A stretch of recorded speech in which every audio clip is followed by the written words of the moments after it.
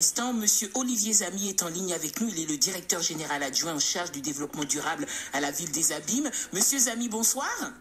Bonsoir Judith, bonsoir aux auditeurs d'RCI. Merci d'être avec nous. Alors justement, la ville des Abîmes a eu une initiative assez intéressante lorsque, a lancé un appel pour augmenter la disponibilité en masques grand public pour la population, donc en proposant plusieurs formules. Est-ce que vous pouvez nous rappeler justement les formules concernant justement cette disponibilité de masques grand public?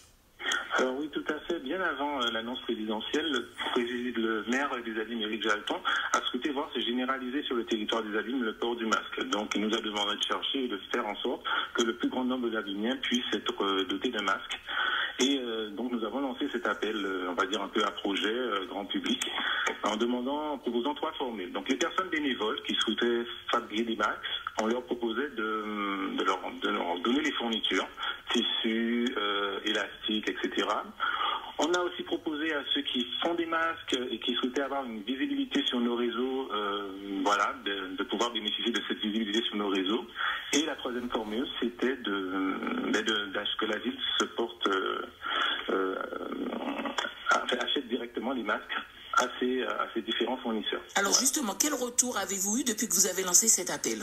Alors, cette opération, je dirais, a un énorme succès. D'ailleurs, j'en profite pour remercier tous ceux qui se sont rapprochés de nous pour nous proposer leurs services, que ce soit bénévolement, que ce soit pour nous indiquer qu'ils vendaient des masques et qu'effectivement, dans leur quartier, s'ils pouvaient bénéficier de cette visibilité pour que le plus grand nombre soit servi, et aussi les grands fournisseurs qui nous ont contactés pour nous proposer des... Voilà. Donc, c'est une opération qui aujourd'hui a un très grand succès.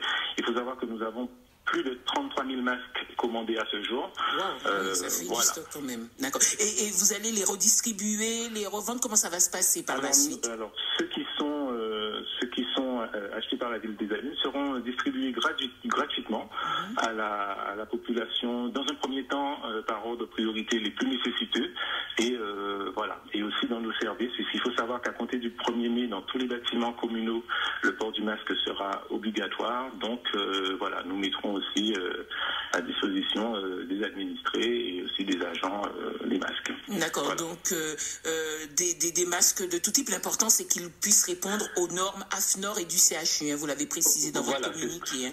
Dans notre communiqué, c'est tout à fait ça. Donc, comme disait Madame Herman tout à l'heure, c'est être sur ce principe de prendre la base donnée par un organisme certificateur et que les masques soient le plus possible en adéquation avec ces préconisations. Mais nous aurons tout type de masques. Il faut savoir qu'aujourd'hui, quand même, il faut le souligner, toutes les couturières proposent des produits très intéressants avec 3 épaisseurs de tissu, un tissu différent en intermédiaire. On a vraiment des choses qui sont très bien, tant d'un point de vue de l'efficacité, en tout cas supposée, et aussi du design. Voilà. Alors justement, c'est vrai, je posais la question à Eliette Le Superbe tout à l'heure, accessoires qui risquent de devenir un accessoire de mode aussi quelque part. Qu'est-ce que vous en pensez? Même si c'est avant tout là pour être...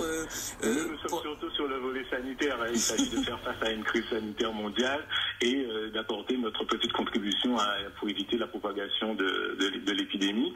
Mais effectivement, je pense que dans le temps, ça deviendra, en tout cas dans les mois à venir, un accessoire, sinon de mode, en tout cas, très visible et très, très remarqué. D'accord.